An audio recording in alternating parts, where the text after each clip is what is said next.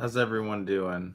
I just wanted to jump right on it today. Sorry for my unprofessional attire, but I wanted to share something interesting I found. Um, I was watching some stuff this morning, and I believe it was Dennis Scott, former Orlando Magic shooting guard, small swing man, if you will. Um, I believe it was Dennis Scott who said that for the 90s, his small forward was actually Dominique Wilkins. And this was a panel that previously aired on NBA TV, and he received some flack for Wilkins, the 90s. What could you possibly mean? And obviously, the human highlight film is most often remembered for um, his superstardom in the dunk contests with Michael Jordan, him going toe to toe, and his scoring duels with LeBron James, with Larry Bird. Really just awesome stuff.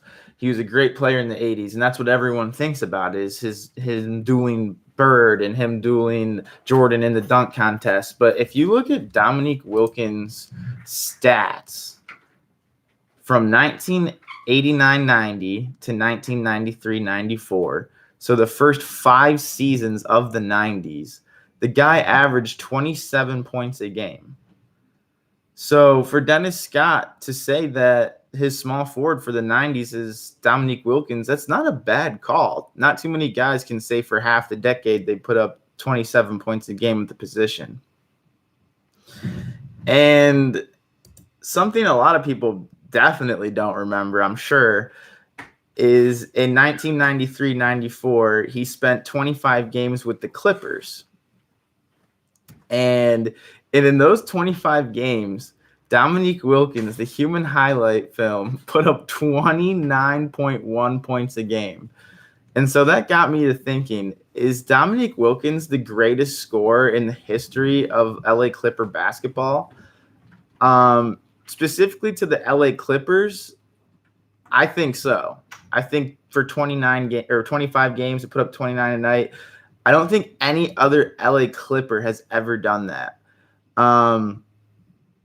I looked at the all-time scoring leaders for Clipper basketball, and obviously names jump out like Blake Griffin. He only ever got to 24.5 points a game. Shoot, that was for Detroit. What am I looking at? He got to 24.1, so a full 5 points. Now, obviously, he did it in 80 games versus 25, but a full 5 points below Dominique to give you a understanding of just how much work in those 25 games Dominique Wilkins was putting in. Let's see. He was also 34 years old putting up those 29 points a game. You had guys like Rand. I had never heard of him. Maybe it's because his name's so generic, but Randy Smith put up 24.6 one season. Elton Brand put up 24.7 once because Bob McAdoo, 3 straight seasons of over 30 points. What are you talking about? Dude, he played for the Buffalo Braves. Are we really going to include him as the greatest Clipper scorer? Does anyone, sure, maybe Buffalo basketball fans might have something to argue here, but for my generation or for modern times, we're talking who is the greatest scorer in the history of the Clippers? Another guy, this is where you could argue though.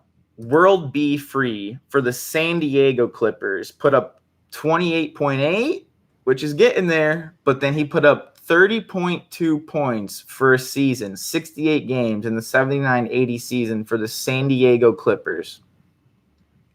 So it becomes a matter of what are we counting here? Do we count San Diego Clippers? I think we do.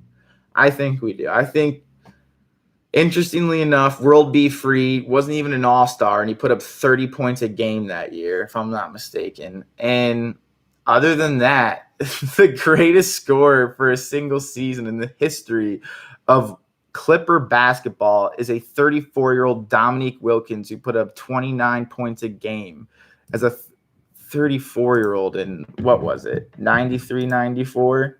Yeah.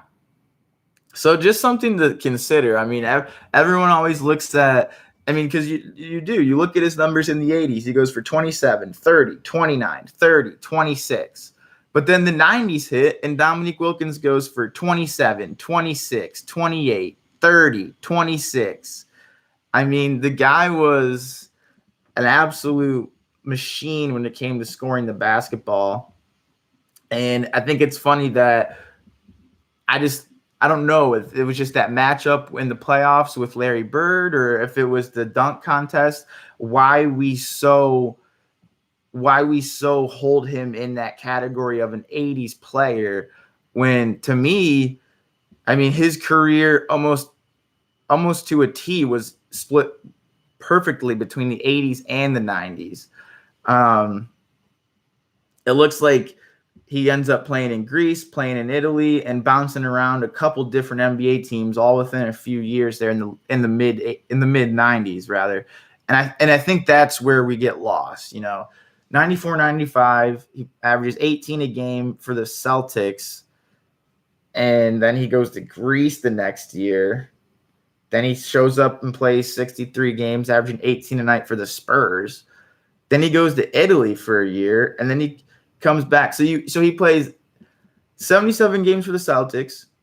Then the next year he's in Greece. Comes back, plays 63 games for the Spurs, leaves to play in Italy, and these are all seasons. I mean, he spent 5 years in the 90s bouncing around between Greece, Italy, and random NBA teams. And so that must be why we don't consider him more of a 90s player. But wow, I mean, it's one thing to think that he was really just as good in the 90s as he was in the 80s. But another thing to consider is that there's an argument to be made that Dominique Wilkins is the greatest scorer in the history of, and specifically, LA Clipper basketball. And if that isn't just a damning bit of information on the Clippers and how poorly run they were for so many years, there's an awesome video. I can't recommend it enough. It's on the Secret Base YouTube channel, and it is about, the Donald Sterling years of the Clippers and how they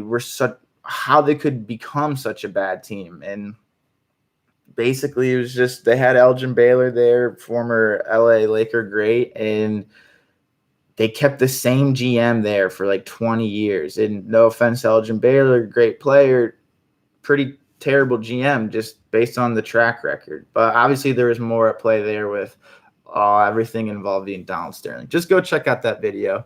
Something I wanted to share with you guys, and hope you guys have an awesome rest of your day. And I promise I'll definitely step it up. I'll definitely be looking more professional again for future videos. So thanks for tuning in, you guys. You guys have a awesome rest of your day.